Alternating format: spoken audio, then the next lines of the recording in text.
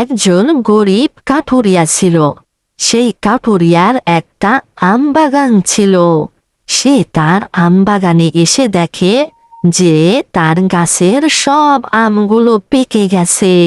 সে খুশিতে আত্মহারা হয়ে যায়, কারণ সে আমগুলো পেড়ে বাজারে বিক্রয় করলে অনেক টাকা পাবে।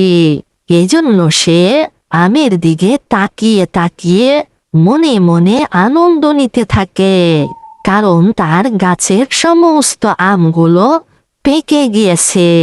সে খুশিতে খুশিতে আস্তে আস্তে করে সে গাছে উঠতে থাকে।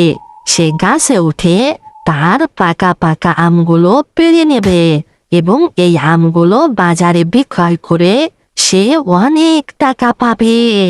এই জন্য সে খুবই খুশি হয়ে যায়।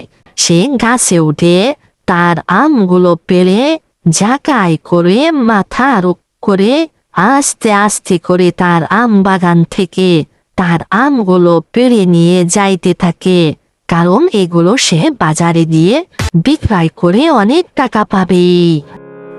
তারপরে কাঠুরিয়া তার বাড়িতে এসে তার কোড়ালটি কাঁধে করে নিয়ে আস্তে আস্তে জঙ্গলের দিকে যাইতে থাকে, কারণ সে জঙ্গলে গিয়ে কাঠ কাটবে আর এই কাঠগুলো বাজারে বিক্রয় করে সে অনেক টাকা পাবে। এই জন্য সে তার কোড়ালটি কাঁধে করে নিয়ে আস্তে আস্তে হাঁটতে হাঁটতে সে জঙ্গলের দিকে যাইতে থাকে। সে জঙ্গলে গিয়ে কাঠ কাটবে, এই কাঠগুলো সে বাজারে বিক্রয় করবে। তখন সে জঙ্গলে গিয়ে তার কোড়াল দ্বারা কাঠগুলো কাটতে থাকে।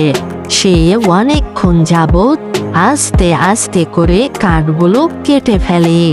তারপর সে কাঠগুলো মাথায় করে নিয়ে শহরের দিকে যাইতে থাকে, কারণ সে শহরে গিয়ে তার কাঠগুলো বিক্রয় করবে।